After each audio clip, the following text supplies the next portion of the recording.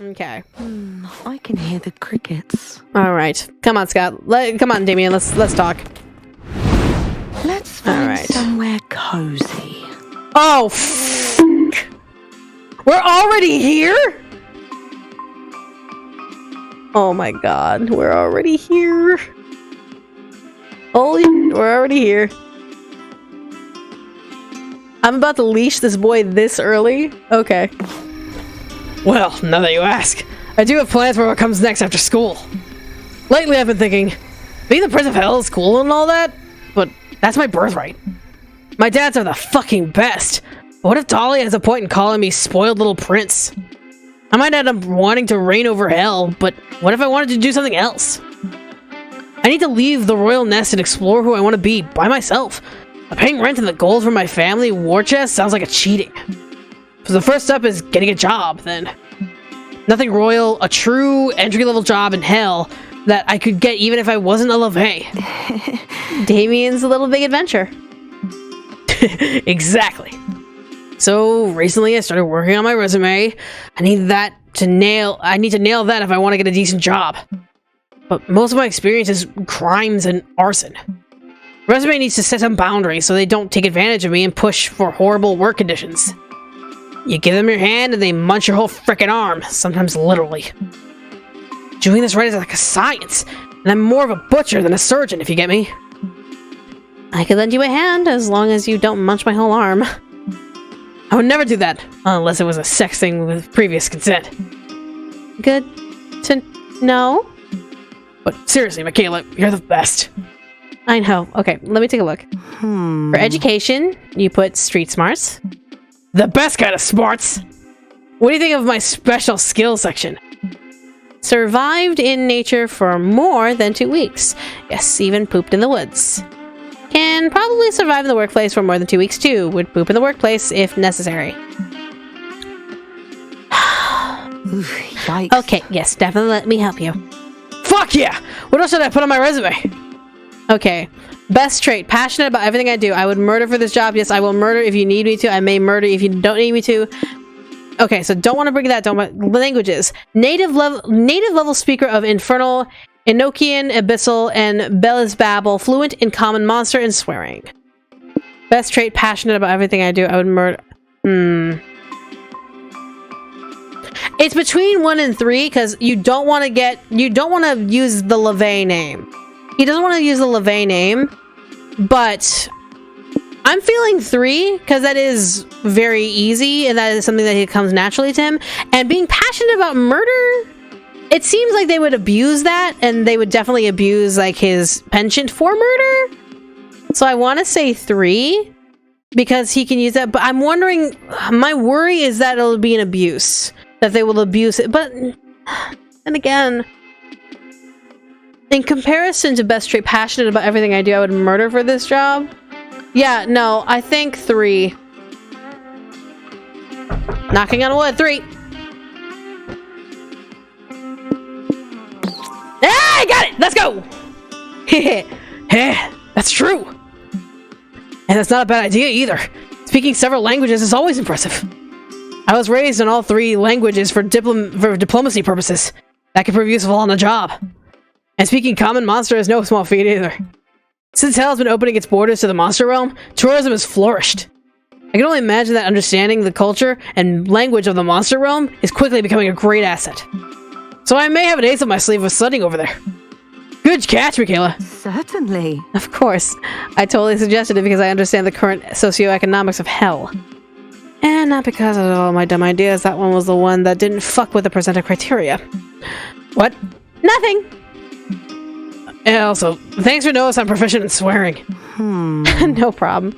It's a charming aspect of you. Like, you could practice with me, you know, if you wanted. One specific word. Constantly. Rhythmically. You're trying to imply it's part of a sex thing, aren't you? Me? Imply? What? Yes? We'll see, you silly dumbass. Fuck off! But the rest of the night, Damien tries to teach you how to say naughty things in Abyssal tongue. It uses a lot of tongue. You wonder if you could eventually put it to use with him one day. Who knows? Yes, we're leashing the guy. We're leashing the motherfucker. It's funny. We're leashing Damien, a prince of hell. We're trying to gain soul. I had to think about that for like half a second. Jesus Christ. All right. Eyes on the wheel, eyes on the road. All right, we have some hype and stamina that we can bounce back and forth, so let's try not to lose any stamina if we can. Lots of money. The Merkingham Outpost or the Wealthy Mansion. I don't think we need money, so let's go into the Merkingham Outpost. That'd be great for something random to happen right now! Of course something random happened right now. Hey, you just reached a high amount of soul. Good for you. Does that mean you're aiming for the soul-based destination? If so, there's a wacky adventure that can unlock a layer for that destination. Want to go for it? Sure. And if we get it, we get it. And if not, then I'm not stressed out. Great. The adventure will be waiting for you on the road. Sorry for breaking the fourth roll. See ya. If we get it, we get it. If not, no sweat. In what appears to be a former aquarium, you see the Mer Kingdom flag flying from the rooftops. Better not mess with the Mer Kingdom.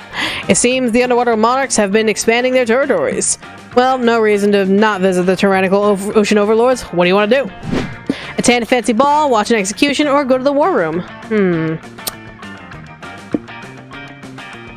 I feel like if we watch the execution, we're gonna lose soul.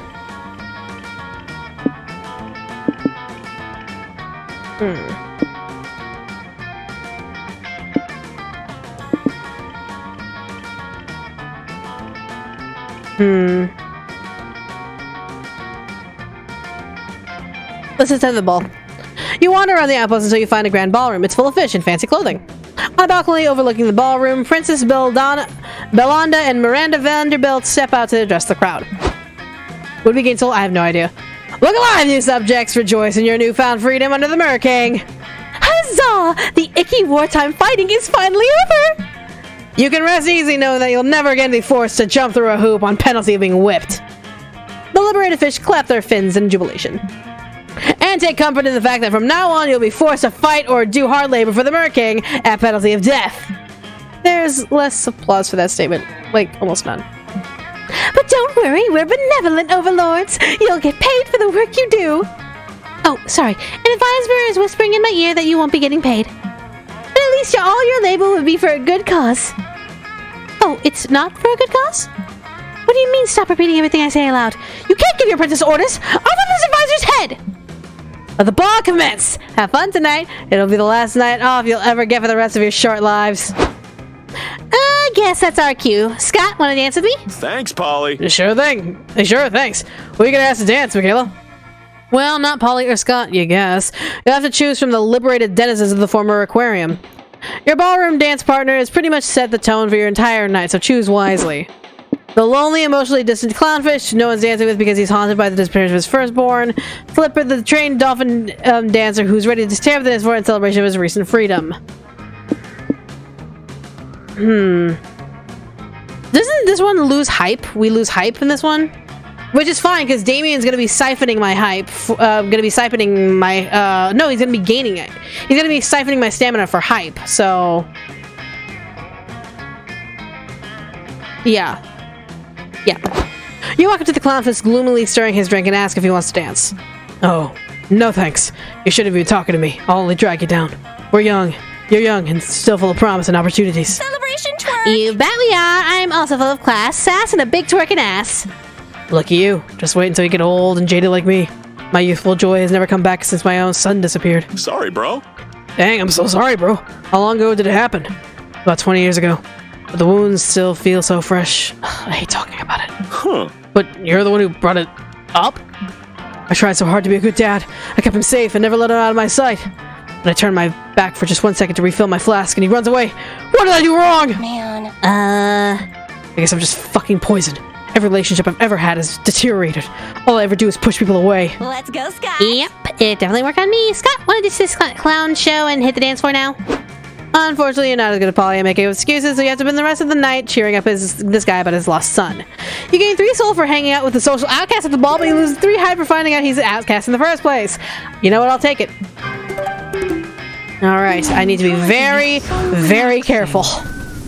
Oh god. Look at how unbalanced this shit is now. Oh my god. Oh lord. Okay. Definitely don't want to lose magic. None of them are really helping.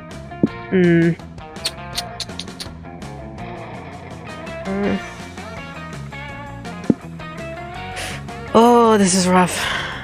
This is rough.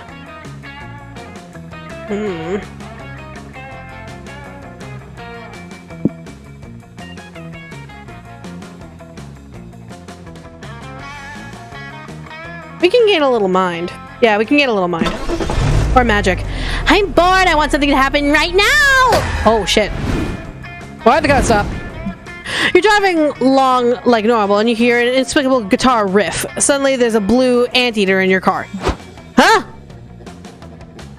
Huh? Hey, it's me, Tubular Eddie, here to remind you that cool kids say no to gambling. Whoa! Whoa, where'd you come from, bro? Don't think about it. Okay. It's too late to talk us out of gambling, Eddie. We're on our way to the city of Vice to gamble right now. Bummer. Looks like it'll never be cool kids. Oh no. Whatever shall we do? It's okay though. I'm headed to the city of Vice too, and I'd bet everything I own that I can talk you out of gambling when we get there. Why are you going to the city of Vice? It seems like the opposite of a place someone who hates gambling would want to go. Because I'm on a mission to teach the world that gambling is bad, and the city of Vice by far needs that advice the most. Also, this is where my favorite cocaine dealer does all his business. All cool kids do coke. Stop! Are you sure about that? Good luck getting the denizens of the city of Vice to give up gambling. You have better luck talking the merfolk into moving to the Sahara. I know, it'll be a difficult task, but I've got a funny feeling my luck's about to turn around. Michaela, you're as good at giving advice as I am at radical skateboard tricks. Can you think of a creative way to convince a bunch of gambling addicts to give up the incredible rush of gambling? The gamble to end all gambles. Get the gamblers to gamble on how long they can go without gambling. Are they gambling if they gamble without gambling? Give them a baby to raise collectively. The power of responsible parenting will push them in the right direction. Oh god. I definitely I think the first one is definitely the gamble. Okay, for this one we're going to gain soul, so it's a matter of making sure we do the correct one, that we don't lose something bad. We're gonna gain soul, but we're gonna lose something. Yeah, we're gonna the gamble to end all gambles. How long can they go? Can they gamble to how long they can without gambling? Hey, that's a great idea. What? It is. I'm not even sure what Michaela said.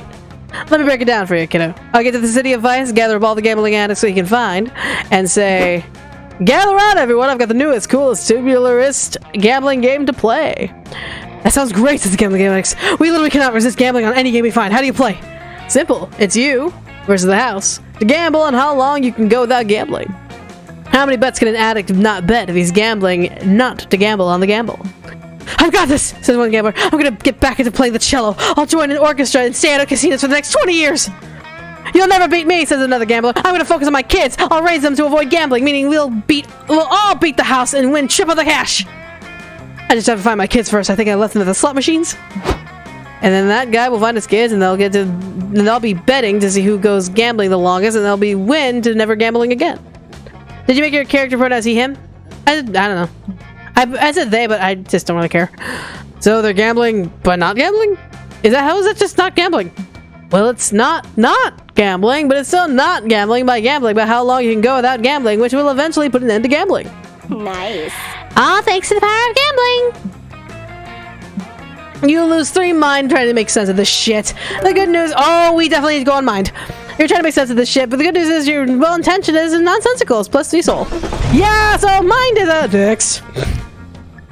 On a hot sunny day like this, a lake visit is the perfect way to beat the heat. Relaxing bath. Here we go. Okay, you cannot put bath bombs in the lake.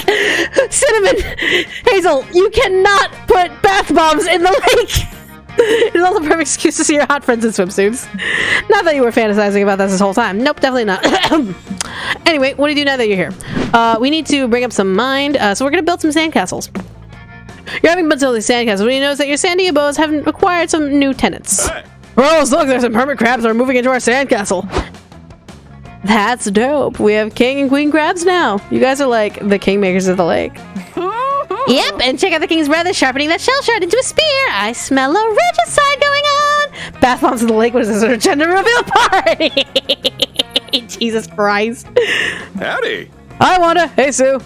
What are you doing at the lake? What were you talking about? Fuck. What are we doing here? Aren't you lifeguards? Oh yeah, good catch. That explains these rescue floaties and this whistle and why my swimsuit says lifeguard. And that reminds me, as lifeguards, we gotta check and make sure your sandcastles don't have any OSHA violations. Yep, them's the rules for some reason, and I can tell you already that these castles aren't up to code at all.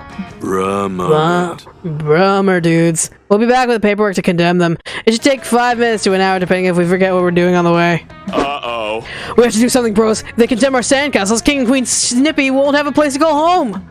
There's gotta be some way to get castles up to code before the light guards return. Time to save your crabs from total ocean annihilation. You may have to replace the sand with another material. Sand is well known for its integrity as a material. You probably have to ditch the Murder Plaza. Chances are the Murder Plaza is the least safe part of the castle. Yeah, ditch the Murder Plaza. Ah, you sure? The Murder Plaza was like the best part of the castle. Oh. And I spent so long sculpting the bloodthirsty sand golems. How are King and Queen Snippy gonna have sexy knife play Thursdays now? Actually, it's King Scuttle now. King Snippy was mysteriously found dead in the seashell spear of the thorax. Oh, where was his body found? The Murder Plaza, obviously. It's thematic. God damn it. You lose 3 after getting rid of the awesome Murder Plaza and its all its amazing sand torture devices, but it's for the best. Sup? So, dudes, ready for us to hand down our verdict? Stu, check it out. They got rid of the Murder Plaza. That puts you right in OSHA compliance, my dudes. We did it! Wow, that's pretty easy. We didn't even need to clean out the mold in the guest house. Yeah, OSHA certifications are stupid easy to get. As long as you don't have asbestos, Murder Plazas, or less than 3 windows, you're good to go. Great, you have 3 mind for relaxing joy of building a sandcastle, sans Murder Plaza. Oh, this seat is comfy. Okay. We don't need any more soul. I think we're good on soul. We're fine on soul. I want to believe. Oh god. Oh man.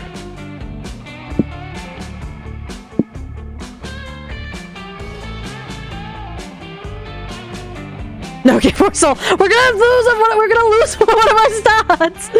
Oh my god.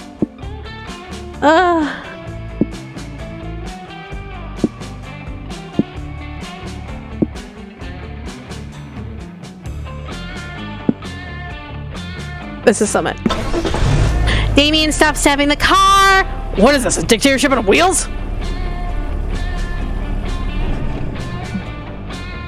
But what if we lose some? This is a hotshot business summit where capitalism's finest gather to figure out how to get even richer. Stonks. Richer.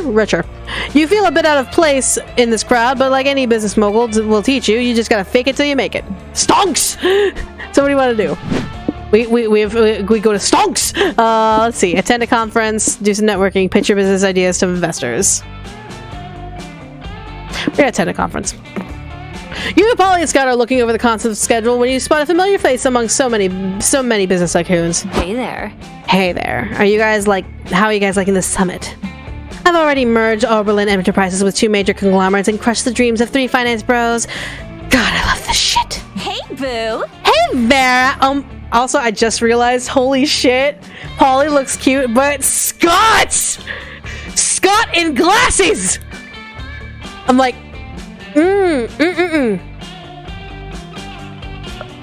Lucy and Scylla are in trouble because Scott looks hot. Scott looks a little too hot for my tastes. He's reminding me of a certain man, and I need to stop staring at him inappropriately. No, most of these conferences are total bullshit. Like mindset strategies that elevate performance? What does that even mean? Oh, I got it! Oh, I love elevating my performance. Let's go to that one. Oh my god, Scott, please. Yeah, Polly looks fucking great. Welcome, everyone, the conference speaker says. Let me tell you a story. There was once a boy with nothing but a dream, a vision, and a small loan of $1 million. That boy took those meager gifts and built a Fortune 500 company. Then he lost it all in a poker match at the annual Billionaire Mars Retreat. So he started all over again with nothing but dreams and $1 million bailout. but he rebuilt his fortunes and made another Fortune 500 company. And that boy was me. Oh! Wow, what a twist! If you want to be like me, remember these 3 things. Dream big, get $1 million, never play poker with Mark Schneider, he counts cards. Thank you, good night. Ugh. What a waste of time. Everyone knows Mark Schneider cheats at poker. A little business amateur could have put on that conference. Yay! We're total amateurs! We can host a conference of our own! Well, I guess I can always charge admission for this shit show at the door. So sure, host a conference. All we need is a kick-ass title. Michaela, what should we call our conference? How to stop caring and unleash your inner business wolf. The 3 P's of pursuit of power. Progress, profit, Parmesan cheese! What? Ooh, How do we deal with this?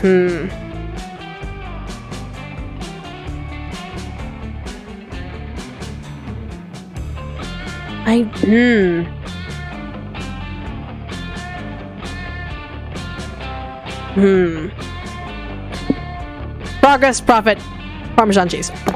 You assemble a motley crowd of people who love weird advice and alliteration. Hello, everybody! Who's ready to learn? Who's ready to learn Polly and Scott's functional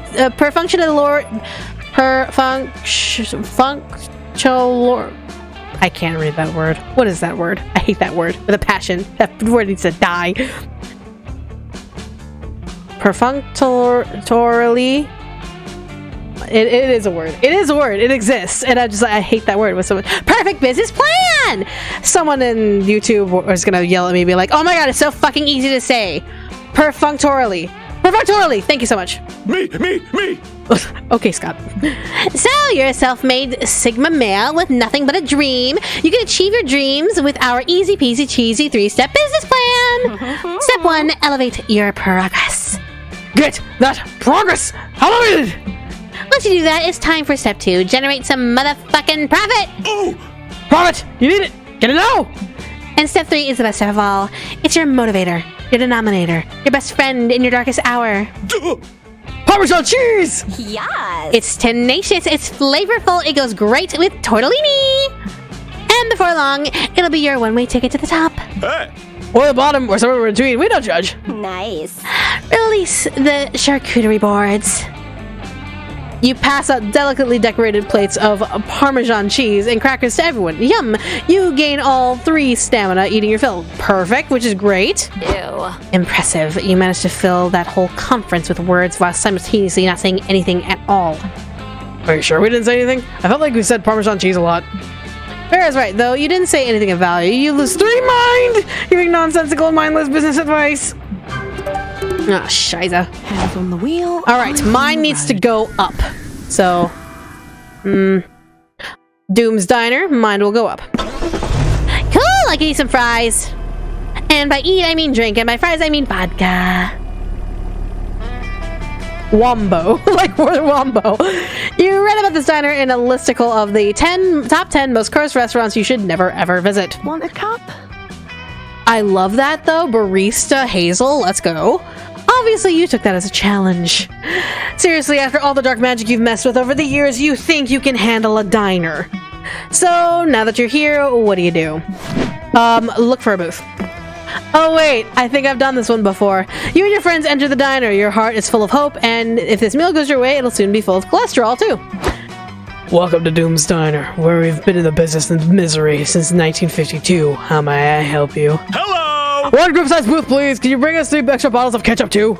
I like ketchup, that's my appetizer, and Polly keeps the rest in plastic baggies to throw at cars on the highway. Don't care, didn't ask. It's dead as a morgue in here, so you guys can sit wherever you want. Tight. You head for the closest booth. Huh? Michaela, are you crazy? We can't just pick any old booth like that. Picking a diner booth is massively important. You gotta think about jukebox proximity, drafts in the building, lingering bad vibes. It's like that time Coach said, if you ever find yourself in someone else's flashback, make sure to be of assistance by providing a wise and useful piece of advice. I don't know what that means, but it felt appropriate to say here. Fine, if it's that important to them. You start searching the diner for an ideal place to sit. Something strange starts to happen. No matter how much you walk, the surroundings keep repeating, as if this diner was the background of an old cartoon. Hurrah! Minutes become hours. You're still walking. Booths and neon signs become reminders of your adventure into an inescapable 50s-themed nightmare full of grease and despair. Alright guys, we're lost. I know what I'm beat, but let's be adults here and avoid looking for someone to blame, okay? It's Polly. Polly is the one to blame. But that's not important. The important thing here is being the person to thank once you lead your friends out of this diner. Alright, make a blood sacrifice. Nope, that's magic. Hire a Sherpa. Yeah, hire a Sherpa to guide you. Good idea! Hiya! Hey, you in the checkered booth! Are you a Sherpa? Let me guess. You're assuming that a Sherpa is a person who can guide you through a dangerous foreign environment, yes? A Sherpa is actually a Tibetan ethnic group, and reducing that group to a mere profession is a bit of a stereotype. You don't want a Sherpa, you want a guide. Oh, sorry, my bad. I guess you're not a Sherpa then. Well, I happen to be a Sherpa, but that's beside the point. The important thing here is that you're looking for a guide, okay? Yeah, got it. Do you know where we can find a guide who can lead us out of this diner then? As a matter of fact, I am a regular here, so I can act as your guide too. In this specific case, I am both a Sherpa and a guide. But let's not allow this coincidence to inform your future use of the term, okay? Gotcha. Then follow me. I'll lead you out of here. Perfect. You pay your new guide 3 money as he leads you on a harrowing journey through the Doom's Diner. What was once a tedious, never-ending diner soon becomes something actually dangerous. The architecture of the place starts to break into Assyrian structures that defy all logic. It's almost as if the diner was never a diner at all, but a sentient creature trying to pass as a diner. It's very unsettling. Then, with the floor rapidly recedes, presenting a bottomless pit, you all jump back, but the guide falls short. He manages to grab onto an edge, but it doesn't look good. Quick! Take my hand! No, you must run! Don't worry, I always knew the risk of coming to this cursed diner. It's just, you can't beat their fried pickles. They're really good. Before you can finish the sentence, he falls into the abyss as you run for your lives. Hey, no running in the diner! What? As if the diner accepted your guide as an offering, the interior of the place is back to normal. You tell everything to Gerard. So that happened. Can I interest you in a special daily offer? Burgers with a side of fried pickles, and the price is signing this agreement stating you can't sue Doom's Diner. Jesus Christ. Deal. You eat your burgers while you mourn your friend. You gain 3 mind from freeing yourselves from that nightmarish maze. Aww. I'm still kind of sad, bros. The guide was really nice. Oh, don't be sad, Scott. If you're thinking about it, our Tibetan friend didn't die in vain. We got these burgers out of it. Yeah, and he was right. These fried pickles are really good. Jesus. And we're at the end, too. Whew! Whew! Let's find somewhere All right. cozy. Let's hang out with Damien one last time before we finish off our ride destination. Crickets. Hey, Michaela, you want to hang out? Can't say I blame you. I don't really feel like talking, though. I'm just not used to getting close to someone with words, you know? Maybe we could get closer by setting shit on fire instead. You wouldn't have it any other way. You and Damien torch some dumpsters and bask in the flames of beautiful glow. Wait, there's something else! Bond with someone who's all about shady ways of making money, Someone who's all about shady ways of making money? So Vera? And nothing. Oh, that's fine. I'm not stressed. But we have a new destination! The City of Vice. Alright.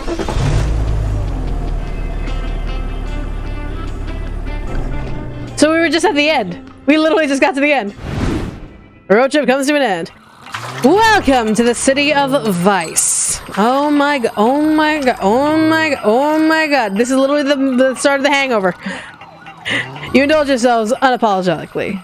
Gambling, parties, crimes, you name it. On the last night, you go all in.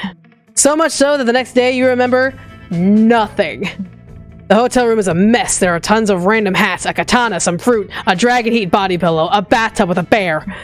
Dang, whatever happened last night, it sure was something.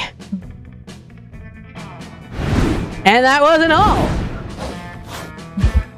Oh yes, the City of Ice. But who really cares when you have your sights set on a hot, steamy demon? You and Damien have bonded over the course of this road trip. Like those cute times getting to know each other during pit stops. But also in some other cool moments that happened off screen. I don't need to narrate everything that happens here, you know. There was that time you started a fire together. Or that other time you committed terrible crimes while your friends were distracted. Or that time you spent a whole day making the perfect paper airplane and threw it into the sunset, never to see it again. It was a beautiful moment that taught you about the fleeting nature of life. And also about aerodynamics. You and Damien are reminiscing about this together when you decide to make another paper alone. You have differing ideas on how to design it, so you jokingly argue a bit. Damien puts his arms around yours to teach you how to properly make it a plane. Really? The whole fucking, oh my love. Really? That whole fucking thing? You realize you're fully cuddling, and so, over making a dumb paper airplane, you kiss him. Damien's lips are warm and a bit spicy. You like it. As he holds your head while kissing, you think your next trip will be taking the highway to hell. Highway to hell!